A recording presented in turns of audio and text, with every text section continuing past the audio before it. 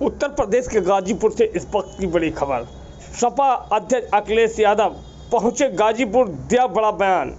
जी आपको बता दें, पूर्व विधायक मुख्तार अंसारी के परिवार से आज गाजीपुर में मिलकर सपा अध्यक्ष अखिलेश यादव ने सुप्रीम कोर्ट के जज की निगरानी में मुख्तार अंसारी मौत की जांच की मांग की है। उनके परिजनों को सांत्वना देते हुए उनसे बात की। सपा अध्यक्ष अखिलेश यादव लगभग 1 घंटे तक परिवार के साथ रहे। अखिलेश यादव ने हेलीपैड पर मीडिया से बात करते हुए सरकार पर सवालिया निशान उठाया और उन्होंने जुडिशियल कस्टडी में हो रही मौत पर सरकार को घेरते हुए कहा, लोकतंत्र खत्म हो रहा है। उन्होंने कहा कि मुख्तार के दादा नाना का आज़ादी में योगदान रहा है। क्या कोर्सा देने मुख्तार अंसारी को किससे किससे मुलाकात हुई? मैं परिवार के सभी सदस्यों से मिला हूँ और परिवार के इस दुख में मैं शामिल होने आया। इस दुख की घड़ी में उनके साथ उनका दुख बांटने मैं परिवार के सदस्यों से मिला हूँ। सदस्यों ने कुछ शिकायत भी की। जहाँ तक परिवार से जो बातचीत हुई है वो हमारी अलग बातचीत है। आप मीडिया के लोग हैं, हर चीज को समझते हैं। राजनीतिक लोग अपनी तरीके से डिफाइन करते हैं चीजों को, लेकिन जो कुछ हुआ है वो सवाल खड़ा करता है सरकार के ऊपर। जो घटना हुई जेल के अंदर, उन सवालों का जवाब सरकार के पास नहीं है। कोई आज बात मैं कह दूं, आप मेरे जितने भी भाषण हैं विधानसभा के या विधानसभा के बाहर जब कभी प्रेस से बातचीत हुई है, उस दौरान मैंने ये कहा कि सबसे ज्यादा भेदभाव, अन्याय इस सरकार में लोगों के ऊपर हो रहा है और कस्टोडियल डेथ में भी ये सरकार और प्रदेशों से आगे जाना चाहती है। आपको याद होगा, मैं बलिया में जब आया था, एक व्यापारी परिवार से मैं मिला था। उसकी शिकायत ये थी, पुलिस प्रशासन जानता था, सूदखोर उस पर दबाव बना रहा था। लाइव उसने अपनी जान दे दी थी, लाइव जान दी थी। उसके बाद एक और परिवार से मैं मिला था, चौकी के पास उस छात्र नेता को दौड़ा दौड़ा करके मार दिया। जेल में घटना होना, थाने में घटना होना, मुख्यमंत्री आवास के सामने न्याय के लिए आत्मदाह कर लेना, तहसील के आगे जाकर के लोगों का या किसी को न्याय नहीं मिला, उसने आत्मदाह किया है। जाने गई हैं और इस सरकार को कोई परवाह नहीं है। जहां तक इस घटना का सवाल है, कितने वर्षों से सजा खुद पाया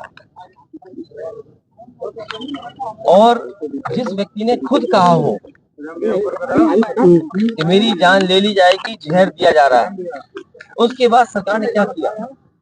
और ये पहली घटना नहीं है, इससे पहले भी पूर्व में जिन जिन लोगों ने कहा कि मुझे खतरा है जान का, मुझे सुरक्षा दे, सरकार का पहला काम है नागरिक को सुरक्षा देने का। जो सरकार सुरक्षा नहीं दे सकती, न्याय नहीं दे सकती, वो सरकार जनता की नहीं हो सकती। और आप जानते हैं, आप भी तो एक पिलर हैं डेमोक्रेसी, आप पे कितना दबाव है। आप सच दिखाएंगे तो हो सकता है आप पे कार्रवाई हो जाए, न कार्रवाई हो तो कोई पुरानी चीज ढूंढ ली जाएगी आपकी। आपने वो देखे कि अगर किसी पत्रकार ने खबर ये भी चलाई कि दाल में पानी है, नमक है, हल्दी है, दाल नहीं है, उसको जेल तक जाना पड़ा। तो ऐसी सरकार जिसपे हम सब यही कहते हैं कि डेमोक्रेसी में न्याय मांगना, न्याय दिलाना, ये सरकार की जिम्मेदारी है कि न्याय मिले लोगों को। कम से कम सरकार के प्रति भावना बढ़े, भरोसा बढ़े। और सोचिए आप, इंस्टीट्यूशंस खत्म हो रही हैं, हम किस पे भरोसा करें? हम पुलिस से शिकायत करें, पुलिस न्याय नहीं दे रही। हम किसी अधिकारी से बात करें, अधिकारी न्याय जनता को नहीं दे रहा।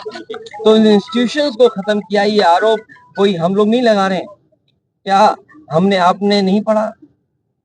ये गवर्नर रहे जम्मू कश्मीर के, उन्होंने कहा ये आखिरी चुनाव डेमोक्रेसी का, अपने वोट से बचा लो। अगर वोट से डेमोक्रेसी नहीं बची तो डेमोक्रेसी हमेशा हमेशा के लिए खत्म हो जाएगी। इसीलिए इंस्टीट्यूशंस को खत्म कर रहे हैं। हम किस पे भरोसा करें? इस सरकार ने भरोसे को और सच्चाई को मारा है। सर, मुख्तार अंसारी की जिस तरह से मौत हुई और परिवार ने और खुद मुख्तार अंसारी ने आरोप लगाया, क्या सीबीआई जांच की मांग करेंगे? मैंने अपने स्टेटमेंट में कहा, सुप्रीम कोर्ट के सिटिंग जज की निगरानी में, कोर्ट के सिटिंग जज की निगरानी में अगर जांच होती है तो न्याय मिलेगा। और जो न्यायिक जांच हो रही है उस पर भरोसा है? मुझे सरकार पे भरोसा नहीं है कि सरकार न्याय दिला पाएगी या सच्चाई सामने आएगी। लोग जानते हैं कि सच्चाई क्या है।